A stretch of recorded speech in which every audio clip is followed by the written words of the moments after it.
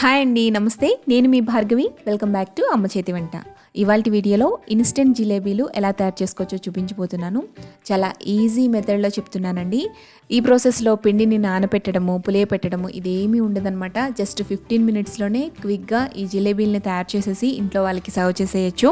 జనరల్గా జిలేబీలు చేసేటప్పుడు ఫెయిల్ అయ్యే కేసెస్ ఏంటి అంటే, ఫ్రై చేసేటప్పుడు జిలేబీలు ఫ్లాట్గా వచ్చేయడము, పాకం పీల్చకపోవడము, లేదంటే ఆయిల్లో ఫ్రై చేసేటప్పుడు విడిపోవటము, ఇట్లాంటి ఫెయిల్యూర్స్ జరుగుతూ ఉంటాయి కదా. ఇలాంటివి ఏమీ జరగకుండా పర్ఫెక్ట్గా జిలేబీలు ఎలా వేసుకోవచ్చో ఈ వీడియోలో చూపిస్తున్నాను. సో వీడియోని స్కిప్ చేయకుండా స్టార్టింగ్ నుంచి ఎండింగ్ వరకు చూసేయండి. నేను చెప్పే కొలతల్ని అలాగే టిప్స్ని పాటిస్తూ ఈసారి జిలేబీలు చేయండి. Perfect crispy juicy and tasty జిలేబీలు సింపుల్గా చిటికలో చేసేస్తారు. సో జిలేబీ ప్రాసెస్లోకి వెళ్ళిపోదామండి. ఫస్ట్ దీనికి బ్యాటర్ కలుపుకుందాము. దానికి ఒక బౌల్ తీసుకుని 1 కప్పు మైదా పిండి తీసుకోవాలి. మీరు ఇంట్లో ఉండే ఏ కప్ అయినా యూజ్ చేయొచ్చండి. అయితే ఇది 250 ml మిల్లీ-లీటర్స్ అండి, గ్రామ్స్ కాదు. 250 మిల్లీ-లీటర్స్ పట్టే కప్ అనమాట. దాంతో 1 కప్పు మైదా పిండి తీసుకుంటున్నాను. 1 కప్పు మైదా పిండికి 1 టేబుల్ స్పూన్ రైస్ ఫ్లోర్ వేసుకోవాలండి. ఈ బియ్యం పిండి వేయడం వల్ల జిలేబీలు అనేవి త్వరగా మెత్తబడిపోకుండా 2-3 రోజులైనా సరే క్రిస్పీగా ఉంటాయి. నెక్స్ట్ ఇందులోకి చిటికెడు ఉప్పు వేయండి. అలాగే 1/2 టీ స్పూన్ దాకా వంట సోడా వేయండి. వంట సోడా లేకపోతే ఇంట్లో ఈనో పౌడర్ ఉంటుంది కదా, ఈనో పౌడర్ని కూడా వాడుకోవచ్చు. వీటన్నిటిని కూడా ఒకసారి బాగా మిక్స్ చేసేసుకున్న తర్వాత ఇందులోకి 1/2 కప్పు దాకా పెరుగును వేసుకోండి. కొద్దిగా పులిసిన పెరుగు వేసుకుంటే జిలేబీలు టేస్టీగా వస్తాయి. నెక్స్ట్ ఇందులోకి ఫుడ్ కలర్ని వేసుకోవాలి. జస్ట్ చిటికెడండి. కొద్దిగా ఆరెంజ్ ఫుడ్ కలర్ని వేసి ఇందులో కొద్దిగా వాటర్ వేసుకుంటూ బాగా మిక్స్ చేసుకోండి. నాకు దాదాపుగా 1 కప్పు దాకా వాటర్ పట్టాయండి. సో 1 కప్పు పిండికి కంప్లీట్గా 1 కప్పు వాటర్ పట్టేశాయి. ఇలా ఒకేసారి వేయకుండా కొద్దిగా వేసుకుంటూ ఉండలు లేకుండా బాగా మిక్స్ చేసుకోండి. పిండి కన్సిస్టెన్సీని చూసుకుంటూ వాటర్ని వేసుకోవాలి. సో కన్సిస్టెన్సీ ఈ విధంగా ఫ్లోయింగ్ కన్సిస్టెన్సీ ఉండాలన్నమాట. దోశ పిండి కన్నా కొద్దిగా పలుచగా ఉండాలి.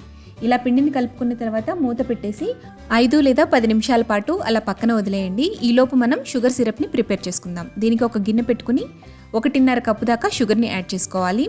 షుగర్ ఎంతైతే తీసుకుంటున్నామో దానికి హాఫ్ క్వాంటిటీలో వాటర్ని వేసుకోవాలి. అంటే 3/4 కప్పు దాకా వాటర్ని వేసుకోండి. మీరు ఈ కొలతలన్నీ కూడా ఏ కప్పుతో అయితే తీసుకుంటున్నారో అదే కప్పుతో అన్నిటినీ కూడా కొలుచుకుని వేసుకోవాలి. ఇప్పుడు షుగర్ అంతా కూడా కరిగేంత వరకు మీడియం ఫ్లేమ్లో పెట్టుకుని ఇలా షుగర్ మొత్తం కరిగించుకోండి. షుగర్ కరిగిన తర్వాత ఒక్కసారి షుగర్ని ఇలా టచ్ చేసి చూడండి. కొద్దిగా స్టికీగా ఉంటే సరిపోతుంది, పాకం ఏమీ రానవసరం లేదు. ఇలా పంచదార అంతా కరిగిపోయిన తర్వాత ఇందులోకి 1/2 టీ స్పూన్ దాకా యాలకుల పొడిని చల్లుకుని ఒకసారి మిక్స్ చేసేసుకోండి. తర్వాత వెంటనే స్టవ్ ఆఫ్ చేసేసుకోండి. నెక్స్ట్ ఇందులోకి 1 టీ స్పూన్ దాకా నిమ్మరసం వేయాలి. ఇలా నిమ్మరసం వేయడం వల్ల పాకం అనేది తిక్కుగా అవ్వకుండా ఉంటుందన్నమాట. జిలేబీల్ని పాకం బాగా పీల్చుకుంటుంది. సో దీన్ని పక్కన పెట్టేసుకుందాము. ఇప్పుడు పిండిని ఒకసారి చూద్దాం. ఇలా నానపెట్టుకున్న పిండిని మూత తీసి ఒకసారి 1 నిమిషం పాటు బాగా బీట్ చేసుకోండి. ఇలా బాగా కలుపుకున్న తర్వాత మనకి బ్యాటర్ అనేది రెడీ అయిపోతుంది. జిలేబీలు వేసేసుకోవచ్చు. ఈ జిలేబీలు వేయడానికి నేను ఇక్కడ టమాటా కెచప్ బాటిల్ ఉంటుంది కదా, సో అది తీసుకుంటున్నానండి. అలాగే పాల కవర్లో కూడా వేస్తే ఎలా వస్తుంది అనేది కూడా మీతో చూపిస్తాను. బయట స్వీట్ షాప్స్లో అయితే దానికి సపరేట్ క్లాత్ ఉంటుందండి. జిలేబీల కోసమని మనం క్లాత్ కొనుక్కోలేం కదా, సో ఇంట్లో ఉండే వాటితోనే ఈజీగా జిలేబీలు వేసుకోవచ్చు. టమాటా కెచప్ బాటిల్ అయితే మనకి ఈజీగా ఉంటుంది. పాల కవర్తో కూడా ఈజీగానే వేసుకోవచ్చండి. పాల కవర్తో చేసుకోవాలి అనుకుంటే ఇలా సైడ్ కార్నర్లో కొద్దిగా కట్ చేసి ఈ కవర్ని గ్లాస్లోకి పెట్టుకోండి. అప్పుడు పిండి వేసుకోవడం ఈజీ అవుతుందన్నమాట. పిండిని కవర్లోకి వేసే ప్రతిసారి ఒకసారి మిక్స్ చేసుకుని పిండిని అందులో యాడ్ చేసుకోండి. కవర్లోకి వేసేసిన తర్వాత ఒక కార్నర్గా కొద్దిగా ప్రెస్ చేసి ట్విస్ట్ చేసి దానిపైన రబ్బర్ బ్యాండ్ వేసేస్తే మనకి ఈజీగా కోన్ రెడీ అయిపోతుంది. చివరిన కొద్దిగా కట్ చేసేసి మనం జిలేబీలు వేసేసుకోవచ్చు. మీరు కట్ చేసే సైజుని బట్టి జిలేబీలు అనేవి వస్తాయండి, చూసుకోండి. మరీ పెద్దగా కట్ చేయొద్దు, జస్ట్ చిన్నగా కట్ చేస్తే సరిపోతుంది. ఇప్పుడు డీప్ ఫ్రైకి సరిపడా ఆయిల్ పెట్టుకుని ఆయిల్ని బాగా హీట్ అవ్వనివ్వండి. మరీ పొగలు వచ్చే విధంగా హీట్ అవ్వకూడదు, అలాగని తక్కువ మంటలోనే ఉండకూడదు. పిండి వేయగానే లైట్గా పైకి పొంగి వస్తే సరిపోతుంది. సో ఆయిల్ పర్ఫెక్ట్గా హీట్ అయిపోయినట్లే. ఇప్పుడు మంటని లో ఫ్లేమ్లోకి అడ్జస్ట్ చేసుకుని జిలేబీల్ని ఇక్కడ చూపిస్తున్నట్టుగా స్లోగా తిప్పుకుంటూ ఎక్కడైతే స్టార్ట్ చేసామో ఎండింగ్ పాయింట్ కూడా అక్కడికి కలిపేసేయాలి. అప్పుడు జిలేబీ విడిపోకుండా ఉంటుందన్నమాట. జిలేబీల్ని ఫస్ట్ టైం వేసేవాళ్ళు ఒకేసారి ఎక్కువ వేయకండి. 4 లేదా 5 జిలేబీలు మాత్రమే వేసి ఫ్రై చేయండి.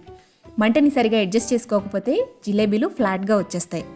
జిలేబీల్ని ఆయిల్లోకి ఒత్తేసుకున్న తర్వాత మంటని మీడియం ఫ్లేమ్లోకి అడ్జస్ట్ చేసుకుని 1 నిమిషం పాటు ఉంచండి.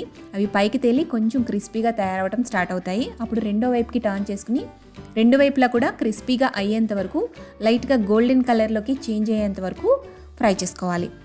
జిలేబీలు ఫ్రై చేసుకోవడానికి ఎంచుకునే కడాయిని కొద్దిగా దలసరిగా మందంగా ఉండి వెడల్పుగా ఉండే ప్యాన్ని తీసుకోండి. అప్పుడు జిలేబీలు వేసుకోవడం ఈజీ అవుతుంది. సో ఇలా క్రిస్పీగా తయారైన జిలేబీల్ని వెంటనే వేడివేడిగా ఉండగానే వీటిని తీసి పాకంలోకి వేసుకోవాలి. పాకం చల్లారిపోకూడదండి, గోరువెచ్చగా ఉండాలి. అప్పుడే జిలేబీలు వెంటనే పాకాన్ని అబ్జర్వ్ చేసుకుంటాయి. పాకంలోకి వేసిన తర్వాత ఒక 15 సెకండ్స్ పాటు అలా డిప్ చేసేయండి. పాకంలో ముంచి ఆ తర్వాత వెంటనే తీసి పక్కన పెట్టేసుకోండి. మళ్ళీ మంటని లో ఫ్లేమ్లోకి టర్న్ చేసుకుని జిలేబీల్ని ఒత్తుకుని క్రిస్పీగా అయ్యేంత వరకు ఫ్రై చేసుకున్న తర్వాత ఆ జిలేబీల్ని తీసి పాకంలో ఒక 15 సెకండ్ల పాటు ఉంచి పాకం పీల్చిన తర్వాత వెంటనే తీసి పక్కన పెట్టేసుకోండి. సో ఈ ప్రాసెస్లో జిలేబీల్ని కంటిన్యూస్గా ప్రిపేర్ చేసేసుకోవచ్చు. ఫస్ట్ టైం ఈ జిలేబీల్ని ట్రై చేయాలనుకునే వాళ్ళు ఇంకొకళ్ళ హెల్ప్ తీసుకోండి. అప్పుడు జిలేబీలు తయారు చేసుకోవడం ఈజీ అవుతుంది. సో జిలేబీలు చేసేటప్పుడు గుర్తుపెట్టుకోవాల్సిన విషయాలు ఏంటి అంటే పాకం అనేది ముదరకూడదండి, చాలా లేత పాకం పట్టుకోవాలి.